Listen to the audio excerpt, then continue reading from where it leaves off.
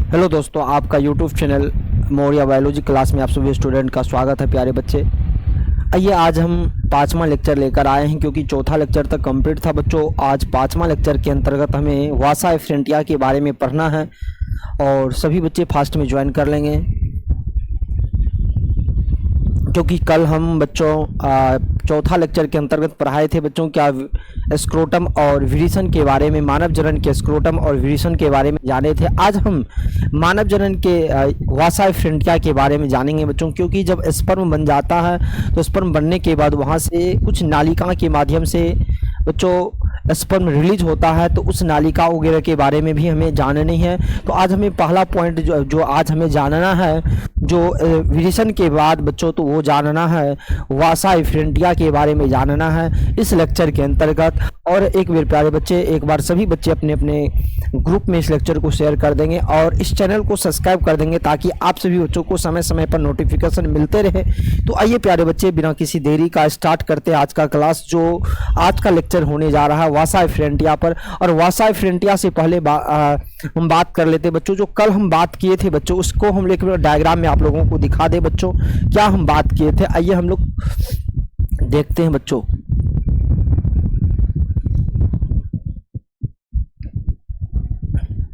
आज हमें ये जानना है बच्चों, अनेक शुक्रवाहिकाएं के बारे में जानना है। पर उनसे पहले बच्चों हम कुछ डायग्राम की बात कर लेते हैं। जो मेल रिप्रोडक्टिव सिस्टम है बच्चों, मेल रिप्रोडक्टिव सिस्टम के बारे में थोड़ा हम जान लेते हैं, जो कि बहुत इंपॉर्टेंट बात है बच्चों।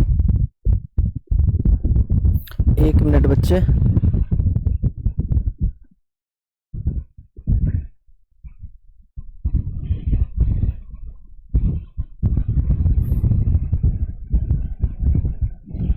ये रहा बच्चे, ये जिसके अंतर्गत हम पहला पॉइंट बच्चों जाने थे कि स्क्रोटम के बारे में जाने थे। और स्क्रोटम के अंदर बच्चों हम लोग जाने थे क्या, इस विरिसन के बारे में। और ये विरिसन के अंदर स्पर्म कैसे बनता है, इनके बारे में हम लोग बहुत डिटेल से समझे होंगे बच्चों। इनके बारे में जाने थे। स्क्रोटम का काम होता है टेम्परेचर वगैरह को मेंटेन करना बच्चों। और स्क्रोटम के अंदर आपको मालूम है बच्चों, दो विरिसन पाई जाती है और दोनों विरिसन का कार्य बच्चों दो काम होता है। एक काम तो होता है बच्चों टेस्टोस्टेरोन नामक हार्मोन को स्रावित करना, और दूसरा बच्चों काम होता है शुक्राणुओं का फॉर्मेशन करना, शुक्राणुओं का निर्माण करने का काम करता है। ये काम बहुत ज़्यादा इंपॉर्टेंट होता है। किनके प्रेजेंस में बच्चों, याद रखिएगा स्क्रोटम के प्रेजेंस में। इस स्क्रोटम ताकि टेम्परेचर को मेंटेन कर सके, ताकि ये सारी क्रियाकलाप उनके अंतर्गत हो सके, ताकि किसी प्रकार की समस्या ना हो बच्चों। तो इनके बारे में हम लोग कल पूरे डिटेल से जाने थे, एक एक पॉइंट को जाने थे बच्चों। आज हम उससे आगे की वासा एफरेंटिया की बात करने वाले हैं।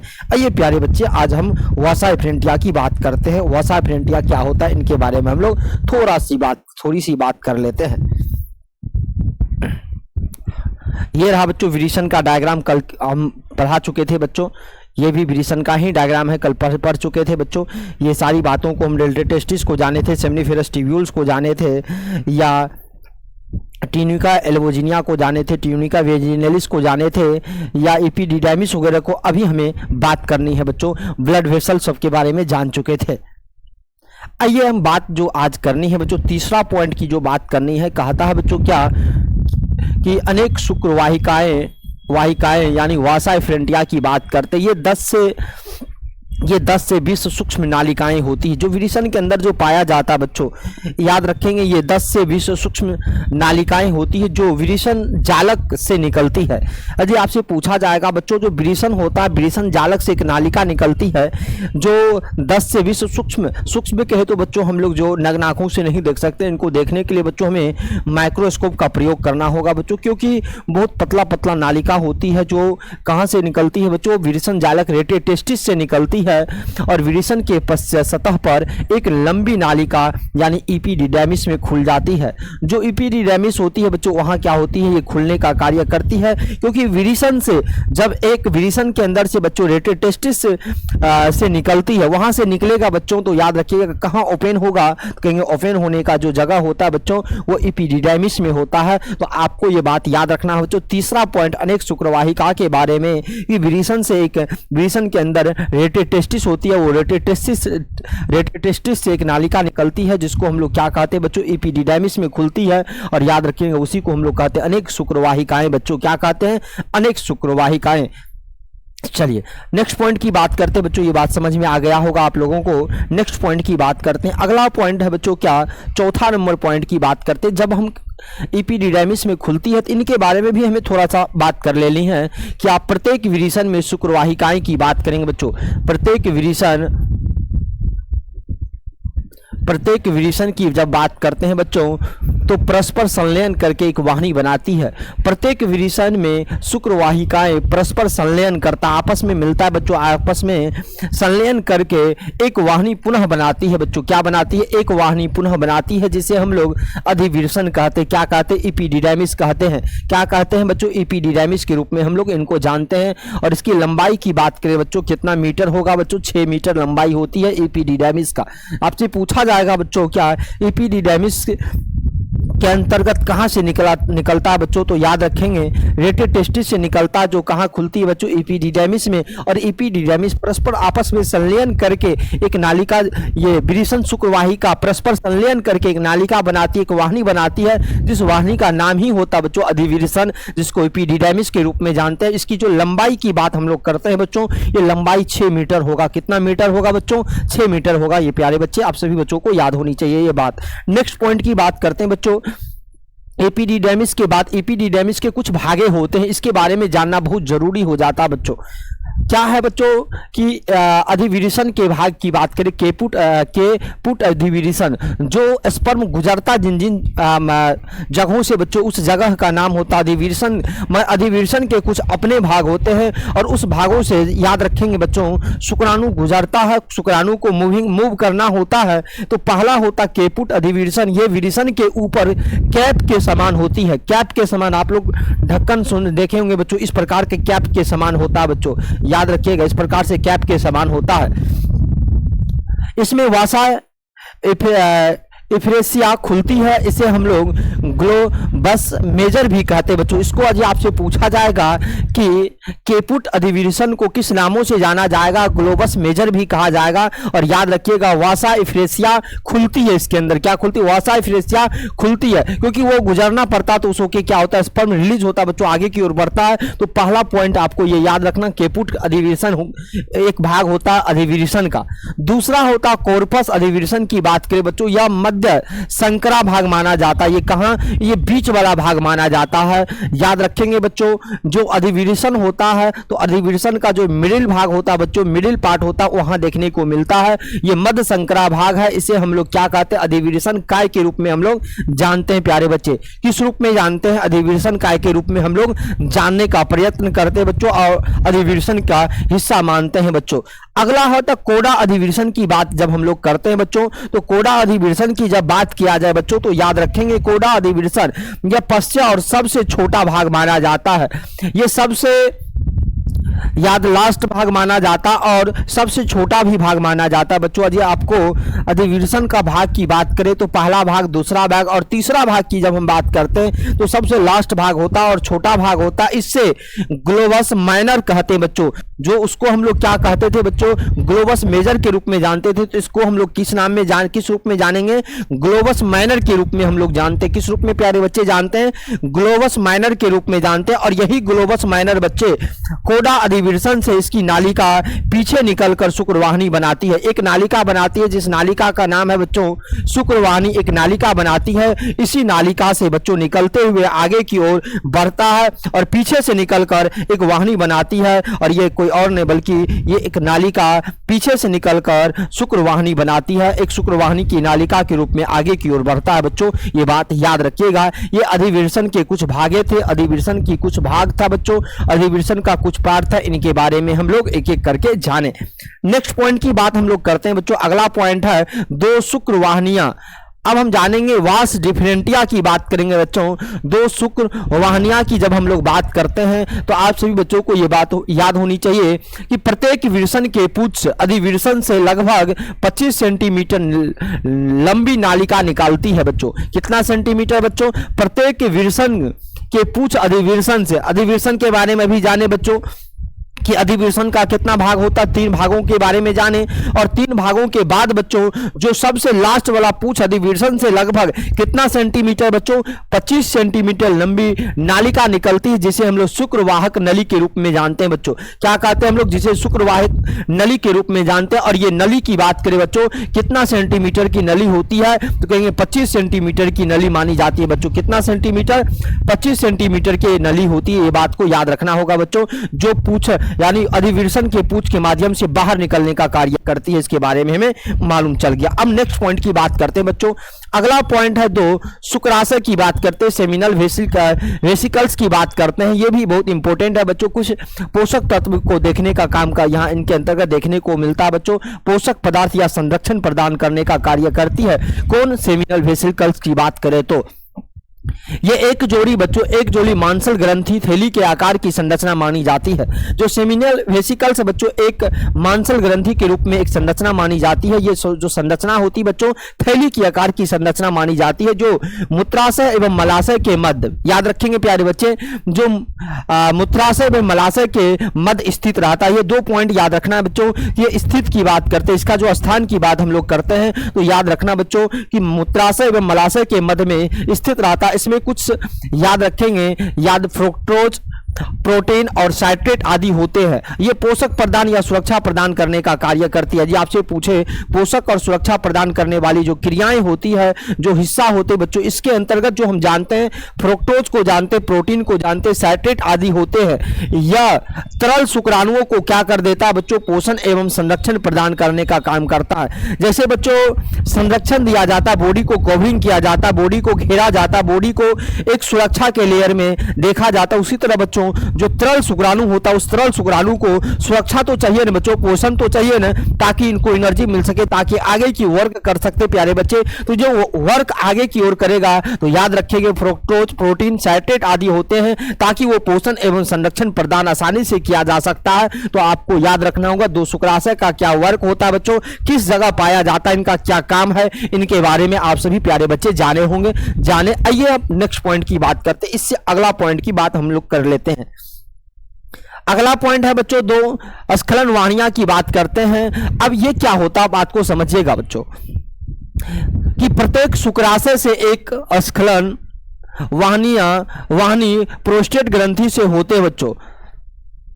जो स्खलन वाहिनियां होती है बच्चों प्रोस्टेट ग्रंथि से होते हुए मूत्र मार्ग से मिलकर एक मूत्र जनन नालिका बनाती है। एक ये जो होता है बच्चों, ये क्या करता है, यूटिलिटी डक्ट की बात जब हम लोग करते हैं, एक नालिका बनाती, कौन सी नालिका, मूत्र जनन नालिका बनाती है। और ये याद रखना बच्चों, प्रोस्टेट ग्रंथि से होते हुए मूत्र मार्ग से मिलकर एक नालिका बना लेती, जिस नालिका का नाम है मूत्र जनन नालिका की बात कर लेंगे बच्चों। ये नालिका के बारे में आप सभी बच्चों को याद होनी चाहिए, ये बात याद रखना है बच्चों कि ये प्रोस्टेट ग्रंथि से होते हुए एक मार्ग बना लेती, जिस मार्ग का नाम क्या बच्चों, मिलकर मूत्र जनन नालिका का निर्माण करने का कार्य करती। इसके बारे में जानना बहुत जरूरी है बच्चों। अब हम बात करते हैं, वहां प्रोस्टेट ग्लैंड की बात आया था बच्चों, तो आज हम इनके बारे में भी हम लोग जान लेते हैं। प्रोस्टेट ग्लैंड क्या होता है, इनके बारे में भी जानकारी हमें चाहिए बच्चों। क्या कहता है, यह भूरे रंग की अखरोट की समान होता है बच्चों। ये भूरे रंग की अखरोट के आकार की ग्रंथि मानी जाती है। जो प्रोस्टेट ग्लैंड होती है बच्चों, ये किस रंग की, भूरे रंग की अखरोट के आकार की ग्रंथि है बच्चों। यह कई पिंडों में बटी होती है, यानी कई टुकड़ों में, कई पिंडों में बटी होती है बच्चों प्रोस्टेट ग्लैंड।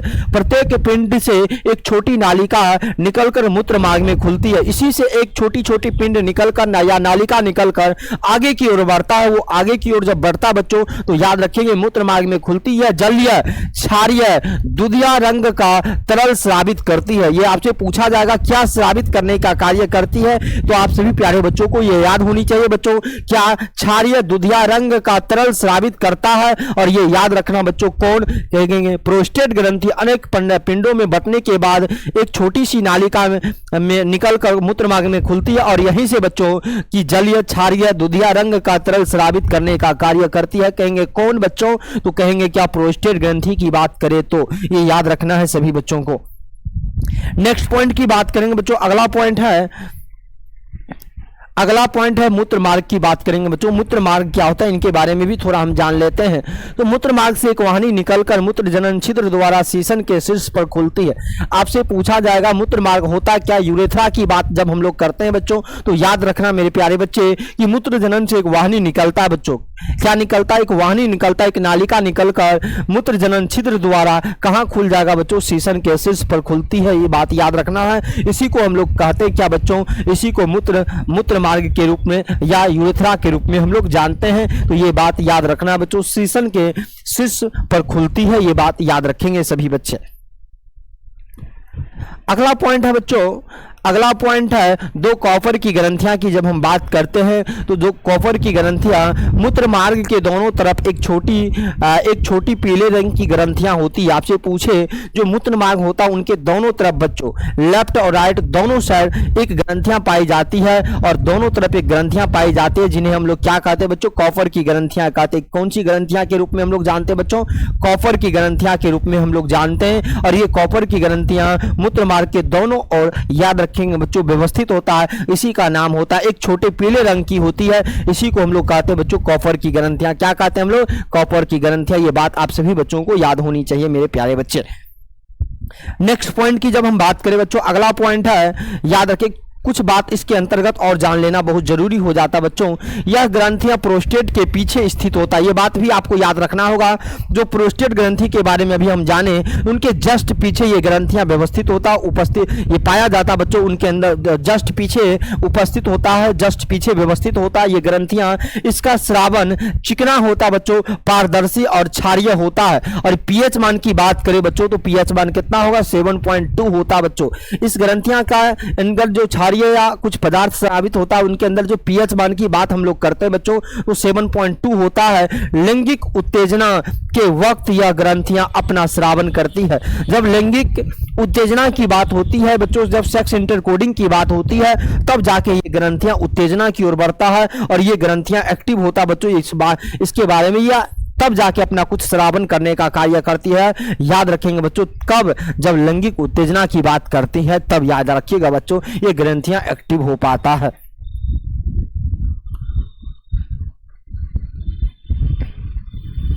अब हम बात करते हैं बच्चों, जब हम इनके बारे में जाने, अब हम जानेंगे सीसन के बारे में। सीसन क्या होता बच्चों? सीसन की बात जब हम करते हैं बच्चों, ये त्वचा से ढका हुआ रहता है।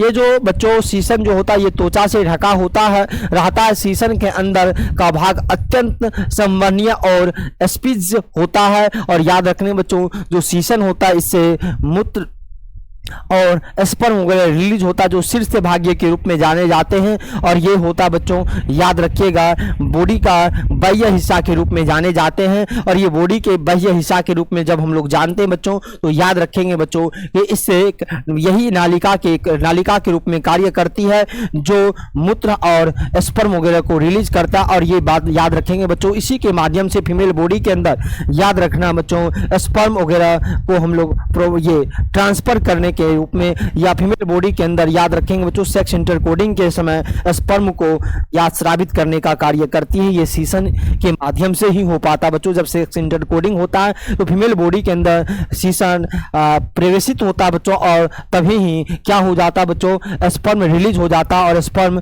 सेक्स इंटरकोडिंग के समय फीमेल बॉडी के योनि के अंदर प्रवेश कर जाती है। ये एक माध्यम होता बच्चों, याद रखेंगे।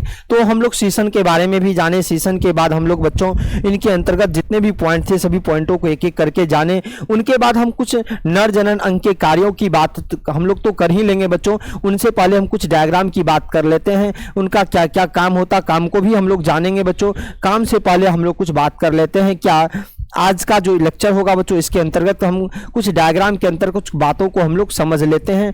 जो डायग्राम दिया गया बच्चों उसके बारे में थोड़ा हम लोग जान लेते हैं। जितने भी पॉइंट हम लोग पढ़े वो सभी इस डायग्राम के अंतर्गत दिया गया है बच्चों। आप सभी बच्चों को हम लोग अभी मूत्रवाहिनी के बारे में जाने, उनके बाद शुक्र संबंधित जितने भी नालिका था बच्चों इसके बारे में हम लोग जाने। उनके बाद हम बच्चों जाने इनके अंतर्गत मूत्र मार्ग के रूप मूत्र मार्ग को भी जाने बच्चों कि मूत्र मार्ग क्या होता है इनके बारे में भी जाने, यूरेथ्रा के बारे में जाने। उनके बाद हम मुंडलिंग के बारे में भी जाने और मूत्र मार्ग का छिद्र को भी हम लोग बहुत बेहतरीन ढंग से जाने। और ये टेस्टिस को तो जाने ही बच्चों, और इसके चारों ओर से ढका हुआ हिस्सा यानी स्क्रोटम को भी हम लोग जाने, पेनिस को भी जाने, एपिडिडाइमिस को बच्चों हम लोग जाने कि एपिडिडाइमिस किस प्रकार से कार्य करती है, किस प्रकार की नालिकाएं होती है। कॉपर ग्लैंड को भी जाने बच्चों, प्रोस्टेट ग्लैंड को भी जाने, सेमिनल वेसिकल्स को भी जाने। उनके बाद मूत्रवाहिनी को भी जाने और यूरिन ब्लैडर को भी हम लोग बेहतरीन ढंग से बच्चों जाने। यहाँ देखिए बच्चों आपको जस्ट नीचे दिखाई देगा, प्रोस्टेट ग्लैंड के नीचे जस्ट नीचे पीछे की ओर बच्चों कॉपर ग्लैंड, और इस कॉपर ग्लैंड को भी हम लोग बेहतरीन ढंग से जाने बच्चों क्या क्या पाई जाती है, क्या क्या वर्क है। अब इन सभी का कार्य को भी जानना बहुत जरूरी है बच्चों। इन सभी का क्या काम है, ये सभी क्या वर्क करता है, इनके बारे में भी हम लोगों को एक एक करके बच्चों जानना बहुत जरूरी हो जाएगा। क्योंकि जब इस नालिका के बारे में हम लोग जाने बच्चों, इस नालिका का व्यवस्थित जाने, ये नालिका किन किन से होके गुजरता है, इन सभी को जाने, सभी चीज़ों के बारे में जाने, कौन नालिका किसके मिलने से बनता बच्चों, एक एक करके हम लोग जाने। अब हम सभी नालिका का जो काम होता बच्चों, सभी अंगों का जो काम होता उस काम को भी जानेंगे। क्या स्क्रोटम का क्या काम होता है, एक जोड़ी विरिसन का क्या काम होता है, एपिडिडाइमिस का क्या काम होता है, पेनिस का क्या काम होता है, मूत्रवाहिनी का क्या काम होता है, इन सभी चीज़ों को हम लोग नेक्स्ट लेक्चर में जानने वाले हैं बच्चों। अगला लेक्चर जो छठा लेक्चर होगा उनके अंतर्गत जाने बच्चों, क्योंकि अभी हम जाने क्या जितने भी अंगक है सभी अंगकों को हम लोग पहचाने, सभी अंगकों के बारे में जाने। अब जो हमें जानने वाले हैं बच्चों वो जानने वाले हैं क्या बच्चों, याद रखेंगे इनके अंतर्गत जो बातों को हमें पढ़े उनका वर्क को जानेंगे, उनके कामों को जानेंगे। तो फिर हम आप लोगों के साथ नेक्स्ट लेक्चर में मिलते हैं, तब तक के लिए सभी बच्चों को ओके बाय, गुड नाइट बच्चों।